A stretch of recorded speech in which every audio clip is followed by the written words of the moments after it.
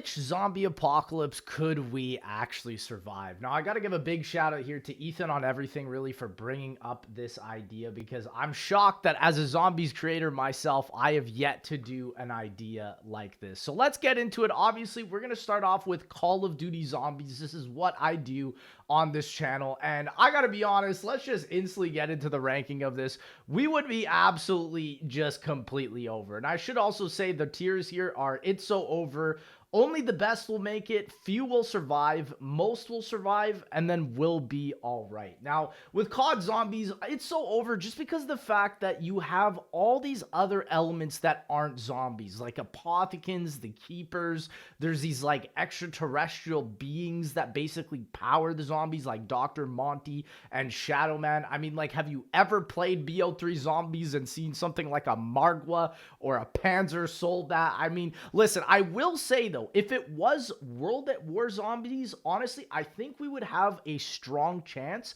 And I think I'd probably put it, instead of It's So Over, probably into Most Will Survive or even Will Be Alright. But as soon as what happened into Black Ops 1 started, where you had all these special variants and then all these like Cthulhu monsters and all this type of stuff, this is where we would just not be able to make it. I mean, you could technically rank COD Zombies in these multiple facets with each of the storylines. And so I would say the worst chances of us being able to make it would be like the Dark Ether storyline with all these crazy different mutated zombies, the Ether storyline, obviously, and then also the Chaos storyline. Imagine a zombie elephant coming after you. I mean, there would be literally no way.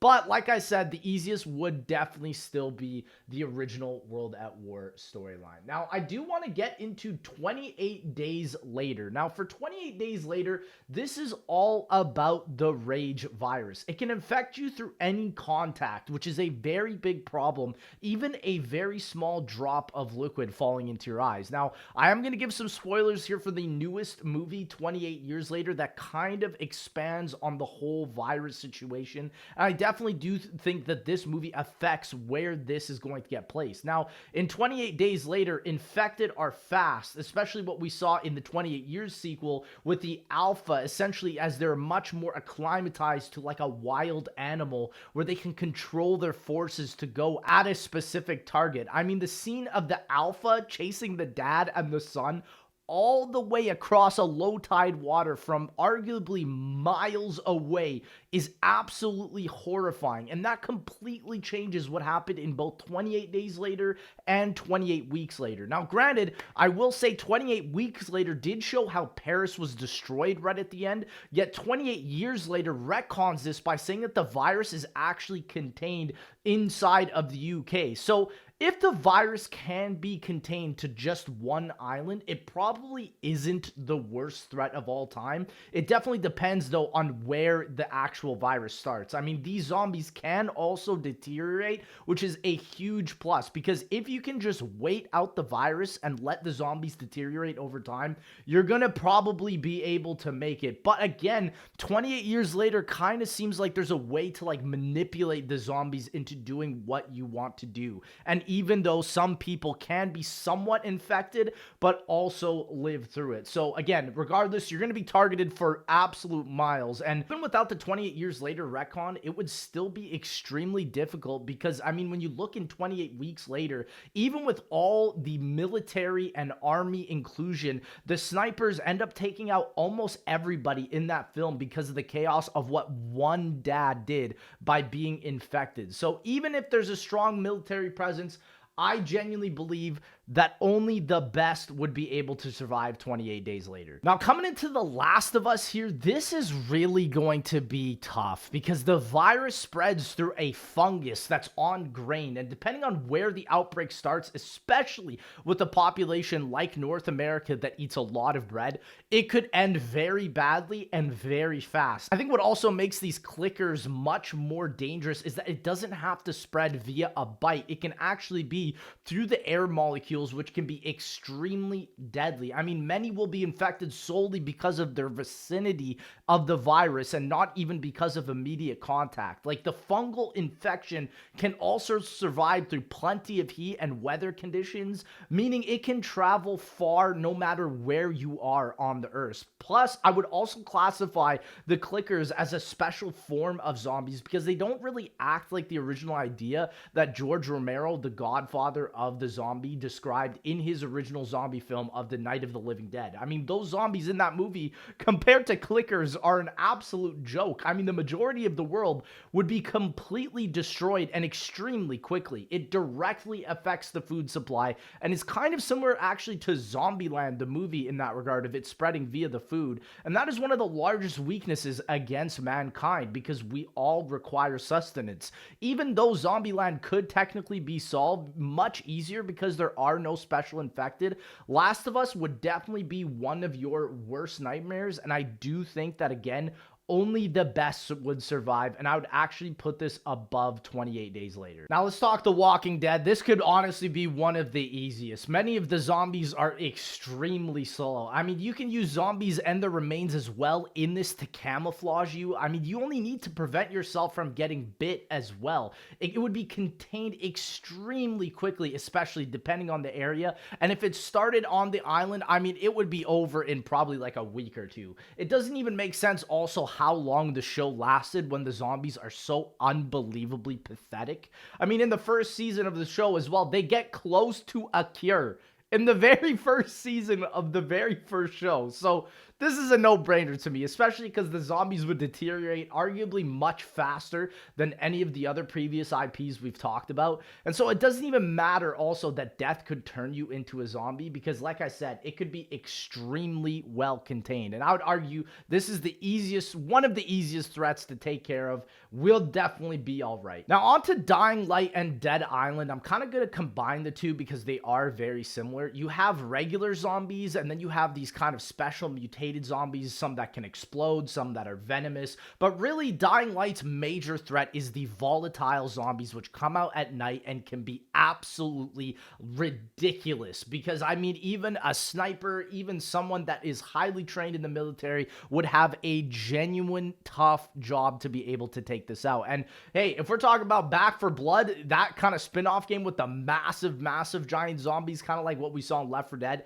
it would be a very tough time unless something like a tank or an airstrike could take it out. And I mean, you could even throw Left 4 Dead in this type of spot as well because there are a lot of special zombies in this. So regardless though, volatiles I definitely think are the ones that would be the hardest to take out. But eventually the thing is that it kind of reminds me of like gimmick movies like Bird Box, where you can't look at the enemy, or A Quiet Place where you have to be quiet around the enemy, where there's an obvious weakness to the zombies. Like in Dying Light, it's literally using UV light. And so it definitely depends. Like Dead Island, it's much more like brute force. Same thing with Left 4 Dead as well. So I would say regardless though, there would definitely be survivors in this type of universe. Like the normal zombies would probably not be too much of an issue, even though there are some that can run depending on the game. But the specials are definitely, I think, where the majority of the population is probably going to have a lot of a struggle to deal with. And again, also, these zombies can deteriorate, and also it, like I said with every other part of this list, it depends on where the actual outbreak starts. I mean, Dying Light was also a way to spread the virus, to pit us against each other. So it really depends on what type of situation that the outbreak starts on. But regardless though, you have to be bitten to get infected, and that instantly puts this below Last of Us in that one regard. And again, with plenty of artillery and guns, we should definitely be totally okay. And so I'm going to put this one in most will survive. Now we got the Ghouls from Fallout, and I mean, the Ghouls originate from a nuclear reactor Fallout. I mean, that's literally what the game is called. That's what the movie or the TV show is about. They are feral, but they don't really exhibit the same special characteristics you see in games or shows like Dying Light or COD Zombies, right? They don't ever get tired, but also you can make an argument that because they originate from nuclear Fallout, could they not eventually deteriorate over time, right? That's the other thing with most of these picks. If the zombie type can eventually deteriorate for a certain number of years without some energy, powering them, they could be easily destroyed. And that's why, honestly, COD Zombies is so dangerous because of the fact that it's not just rotting flesh or nuclear fallout. It's an actual otherworldly ethereal power source controlling these zombies so that they will always exist forever. And again, ghouls are much more human-like. They can actually assimilate eventually in society. And I genuinely believe that this would arguably be the easiest thing to deal with on the list. And so I'm actually going to put it behind Walking Dead in the will be all right tier. Now let's talk White Walkers from Game of Thrones. The biggest weakness is really taking out the Night King. There's no other IP we've talked about so far that has such a blaring weakness, because if you take out the original Night King, everything is destroyed. Granted, you could argue that the White Walker threat could just be restarted again, because in the lore of the Game of Thrones series, it's the elven wooden people that essentially create the first White Walker Night King. So technically, it could be a never-ending threat if those elven people are never dealt with. Plus the fact that they can infect not just humans as well, but basically resurrect living animals like the dragons that you see in the show to do the work and essentially summon armies. Those supernatural abilities, I think, is what creates them to be such an unstoppable force. And places like Canada, like where we don't got much of a military, would be absolutely screwed, because the show never really explains also like if temperature or climate affects the capabilities of the walkers themselves. So maybe like if you live down in South America, you'd be totally fine against this type of a threat. So there are obvious weaknesses as opposed to the others mentioned, but I could argue that they definitely have the highest potential to do a lot of damage extremely quickly, especially because they can reutilize whatever means are used against them. So if you have a gun shooting at them, they could potentially use that against you, right? And that makes them extremely dangerous. So I think, again, depending on if the initial source of the outbreak was quenched, and it could be destroyed fairly easily, but again, it depends, because if it spreads somewhere like where it has a lot of land, let's say like Russia, where there's a mass amount of land and potential for them to gain troops, and also potentially what if they could infect like little White Walker bugs that could go around the world, like locusts or something, that could completely destroy massive populations in an instant. It could be catastrophic. But regardless, we never see that in the show, so I definitely do have to say that for White Walkers, only the best would be able to survive, and I'd actually have to put it just below The Last of Us. Now let's talk about Days Gone. Now, really the main difference in Days Gone, kind of similar to what we were talking about in Game of Thrones, is that it can infect the wildlife, right? So depending on what exactly that means,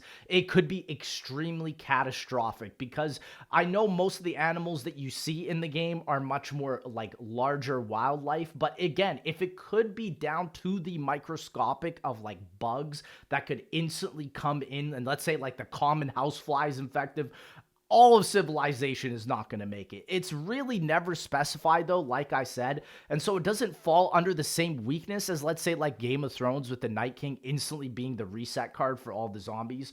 But I would say, depending on how quickly it is found, depending on where it starts, it probably could be contained.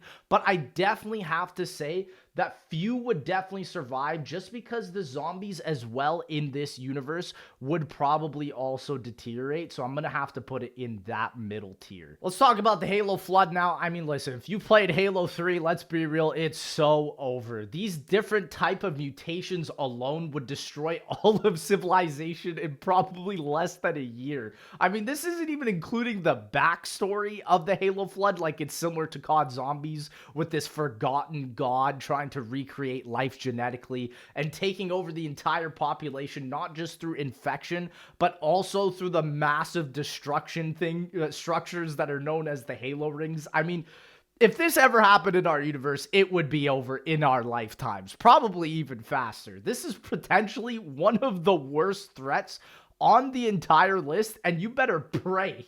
I mean, you better pray that the Halo Flood never comes into existence. So I'm going to actually put the Halo Flood just above the COD Zombies, because I just think the types of mutations they have is way, way worse. The Necromorphs from Dead Space really also could be argued as the biggest threat so far on the list. Now, I find it quite difficult to tell which one is more dangerous between the Necromorphs and the Flood from Halo, but the thing is, they are very similar in a lot of degrees to like the mutations, like something being very genetically modified, but it does seem, I will say, like Necromorphs could definitely spread faster than the Flood. I mean, in the Halo lore, it took around 10,000 years for most of the Halo Flood to infect the entirety of the universes, but Necromorph's motto, I should say, is literally, death is where we begin.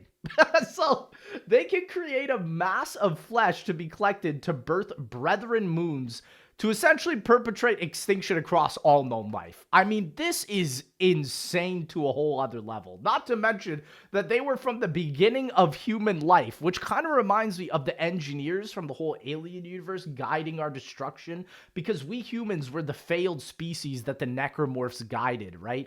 And so I will say, you know, at least in COD Zombies, there'd be a definitive way to stop this sort of zombie virus across the universe with artifacts like the summoning key. But man, Necromorphs and the Halo Flood are on a threat that is quite possibly the worst you could even imagine. It's got to be at the top of It's So Over. The Resident Evil Tyrant virus, to me, this is definitely similar to 28 Days Later, except much more weaponized. Now, it would be a lot more difficult to control as this is directly weaponized by the government itself, whereas 28 Days Later, which was much more of an accident between like ape experiments. So it is also, I would say, the most likely to happen, as this was generated for revenue. This is much more of a capitalistic nightmare, especially what's going on recently in society. This is pretty tough for sure. But there were attempts in the game to create a tyrant virus immunity. So again, there could potentially be some sort of way to combat the actual threat with the government weaponizing this against most of the people. And I think unless you are the most equipped for this, only the best would survive. This isn't even mentioning all the different variations of the virus as well,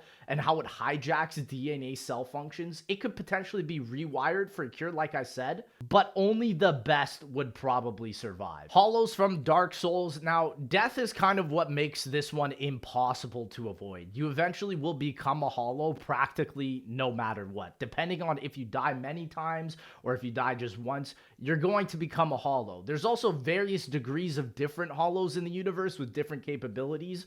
So I think in and of itself with the nature, this is just broken because there's no real way to avoid hollows. It's perpetual agony, as if you're never going to ever be set free. It's just a constant reincarnation cycle of broken death again and again. Like your happiest moment would just be painfully existing, as if someone came to slay you. You would essentially be reincarnated through the cycle of death again and again. And that is just awful. It's not just horrifyingly impossible, I would say, to the point of like Necromorphs or the Flood, but it just never ends. I mean, the existence of hollows in Dark Souls could literally be argued to be hell itself. So hollows, I definitely think, would have to be in It's So Over for sure. And lastly, we have World War Z. Now, you could argue that these zombies are faster than the 28 Days Later Rage virus variation, as they really don't care about space. They can be piled up upon and use themselves as leverage to gather other zombies and other infected. I'd say, depending again on where the outbreak starts, it could essentially be solved or never solved, right? Also, I will say in this universe, there are people that are completely immune, so that definitely helps out, especially comparatively to the other zombie situations that we've talked about. And this could essentially be the catalyst to what could clear out the zombies over time. So by definition, there would still be some survivors. It's not really determined in this universe how fast the zombies could deteriorate as well. So if they could deteriorate regularly, then humanity would, by definition, survive with immune people in the vicinity. So if you are living completely remotely, you probably wouldn't be harmed, but the way the zombies form themselves, they could form themselves like a meat ladder or like a meat bridge to get to you, even if you lived on an island or something. So if that were to happen, it would be really tough to deal with. But again, there would be a lot of a probability of survival. So I would say though that unless you are immune, probably few will survive. So ladies and gentlemen, I did hope you enjoyed this video. Let me know if you want me to do another video kind of ranking a lot of arbitrary instances like this, but I'll see you guys in that next one.